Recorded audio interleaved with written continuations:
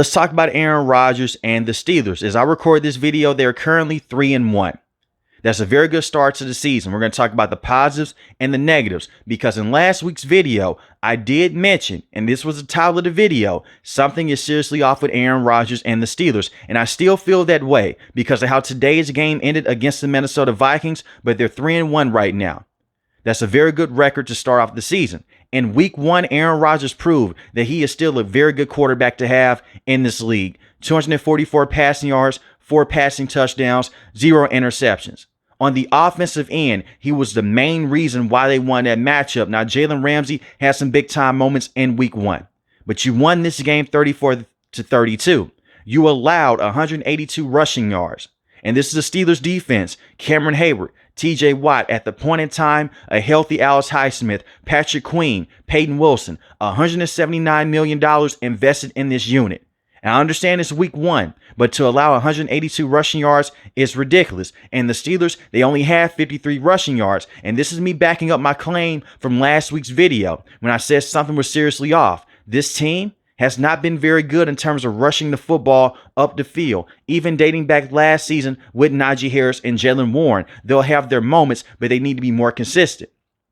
Now in week 2 against Seattle, they lost this matchup 31-17. The game was closer than the box score suggests. You were down by 3 points in this matchup. Your rookie Caleb Johnson, who you drafted out of Iowa, he had a situation on special teams. The ball hits his helmet. He runs up the field, a dumb rookie mistake. The Seahawks, they bounce on the football in the back of the red zone. It goes for a touchdown. Now you're down by 10 points. The Steelers, they were able to move the football up and down the field with DK Metcalf, with Aaron Rodgers. The run game, not as much. But Aaron Rodgers was able to go out there and have a solid outing. Yes, he had 2 interceptions, but 1 interception was not on Aaron Rodgers. It was a miscue in the back of the red zone between Calvin Austin III and with Big Pat, the tight end. That's not on Aaron Rodgers. Now, the second interception that he did throw, that was on him. It was an overthrow, but he's trying to overcompensate because now you're down by 10 points. And I'm not just trying to put that loss solely on Caleb Johnson, but that was a terrible moment for him. And he did get benched because of that. But you lost to Seattle. Right now, Seattle, they're a very good football team, in my opinion. Offensively and the same on the defensive end. It's no shame in losing to them, but it's the way that you did. But Aaron Rodgers, 203 passing yards, 1 passing touchdown, 2 interceptions. He got sacked 4 times in week 1 against the Jets, got sacked 3 times in week 2 against the Seahawks. And Aaron Rodgers, he's not going to go back there and hold on to the football for a very long time. If anyone is saying that, you're not paying attention to the football games. That is one of Aaron Rodgers' strengths in his game, to go out there, process, and get the football out quicker. Justin Fields will hold on to the football for a very long time. The same with him and also with Russell Wilson. They put a lot of stress on this offensive line unit last year. You're not going to see that this year with Aaron Rodgers unless he's throwing the football deep down the field to DK Metcalf or Calvin Austin III.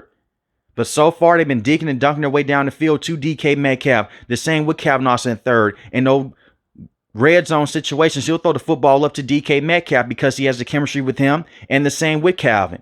And he'll also get the football to Jonnu Smith and Pat. So most of the time when Aaron Rodgers is getting pressured, it's on the offensive line. And Aaron Rodgers still has that mobility to move around the pocket with that pocket awareness to evade pressure.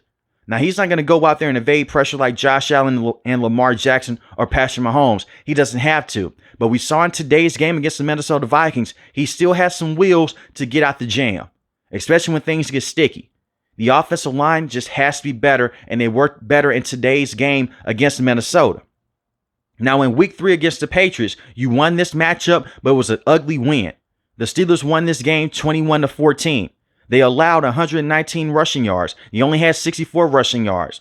In that matchup against Seattle, you allowed 117 rushing yards. You only had 72 rushing yards. You're getting outrushed here over and over again. But your defense did have some solid moments against Sam Darnold. They had 2 interceptions. Against the New England Patriots, you had 5 takeaways in this game, but you only score 21 points.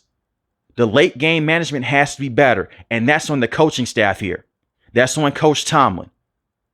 You should have went out there and you should have blew the Patriots out in that matchup, but a win is a win. And yet again, Aaron Rodgers looked fine. Yes, he had an interception in this matchup, but he had to 2 passing touchdowns that help you get over the top in this game. He's managing the game very well. He's throwing accurate passes. He's doing the best that he can. And the offensive line, pass protecting wise, stepped up the best way possible.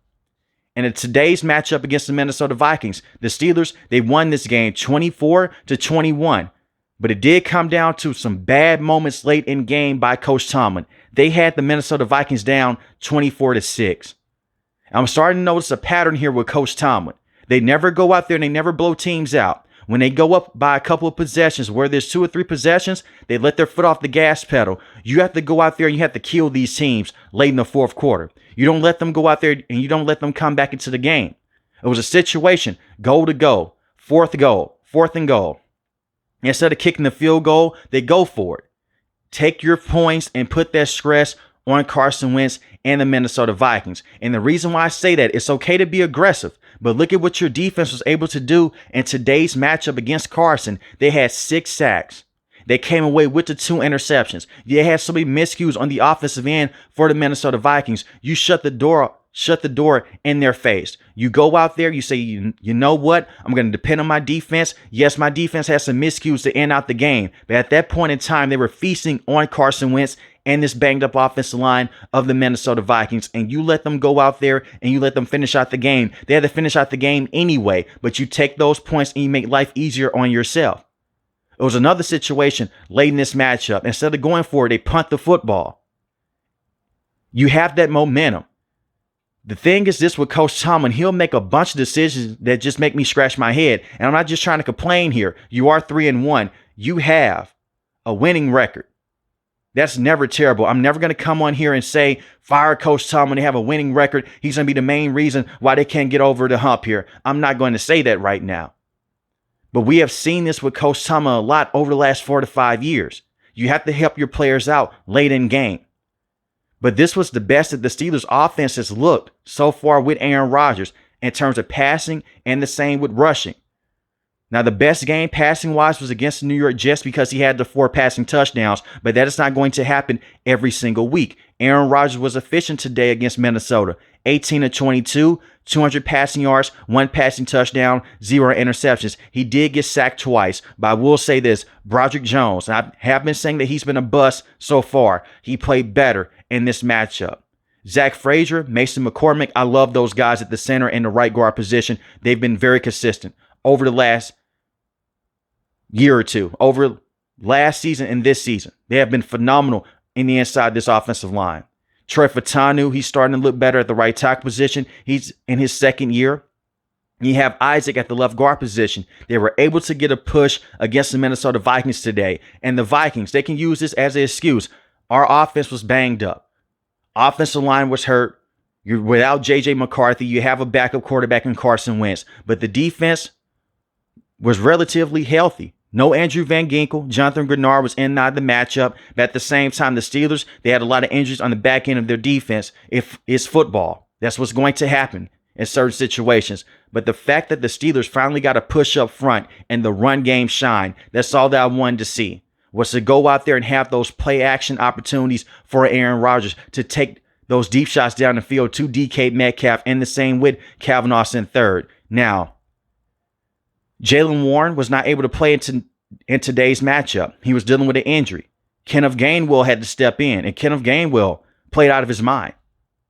He averaged 5 yards a carry, 99 rushing yards on 19 carries, 2 rushing touchdowns. That will get it done. And the longest rush of the day went for 15 yards. That is Steelers football. To go out there and to stop the run and to run the football. And I know at this point in time, it's the same old sentiment that Coach Tomlin has been living by.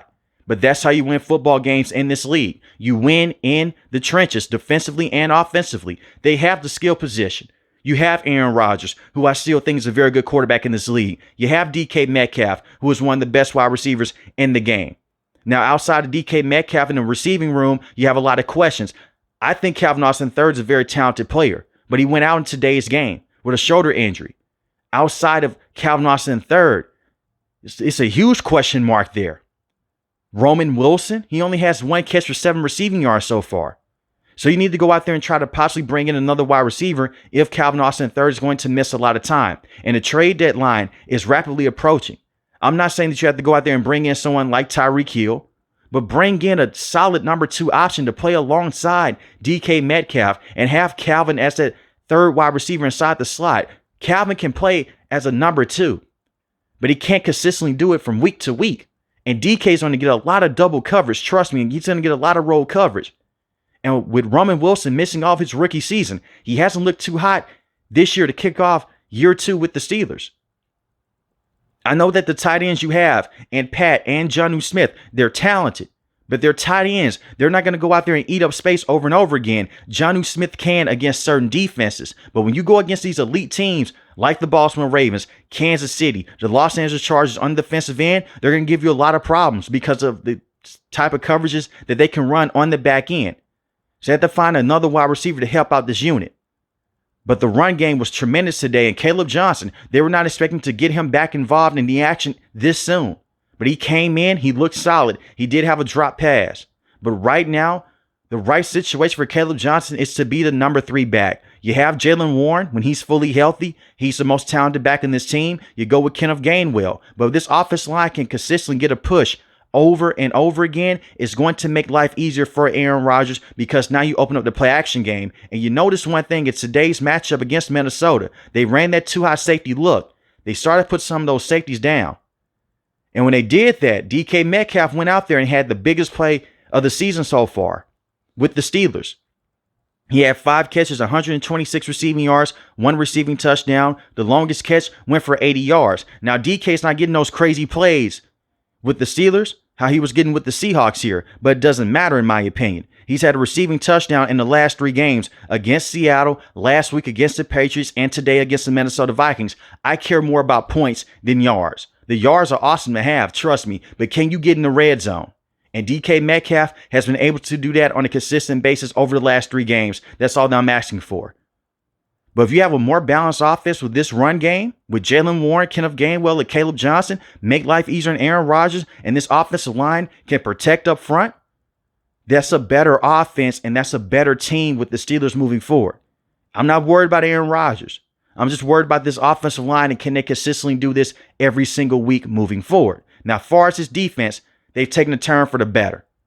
I know that you went against a second-year quarterback last week in Drake May in the Patriots, but you dominated. You had 5 sacks. You were able to go out there and hold them to 14 points. In today's matchup against the Minnesota Vikings, you held them to 6 points for the majority of the game.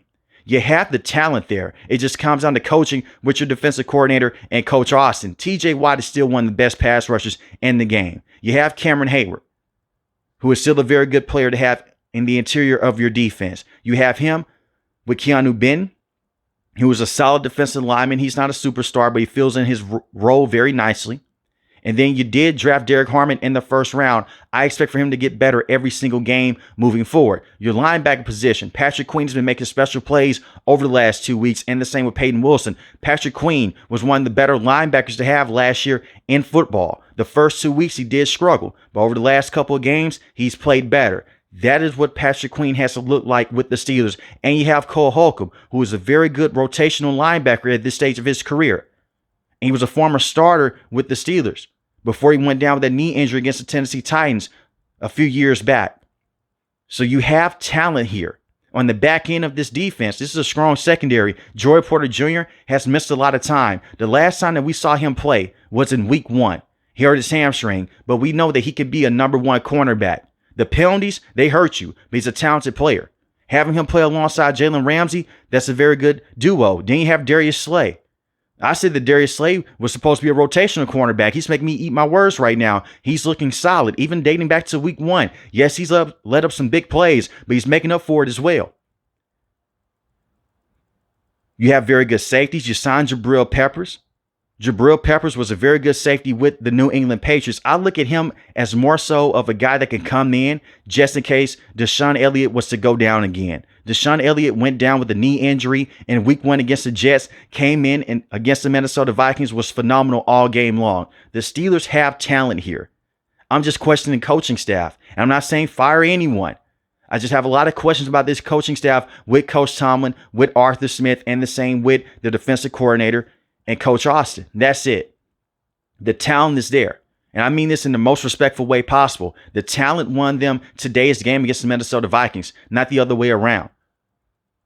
But if you can go 5-1 over the next few weeks and you get to the top of this division, you're going to be in a very good place because the rest of the schedule is going to be tough. You face the Baltimore Ravens twice. You have some tough teams left on this schedule, such as the Green Bay Packers and the same to the Los Angeles Chargers. But if your defense can go out there and force those takeaways, and you've had 7 takeaways since week 3, which is phenomenal, you'll be working with something here. But right now, I like what the Steelers are doing, and I like the turn they're taking right now with Aaron Rodgers. But let me know in the comment section below, how do you feel about the Steelers? If you're new to the channel, hit the subscribe button. If you like the video, hit the like button. Most importantly, I want each and every last one of you guys stay safe, stay positive. Thanks for the video, guys. God bless.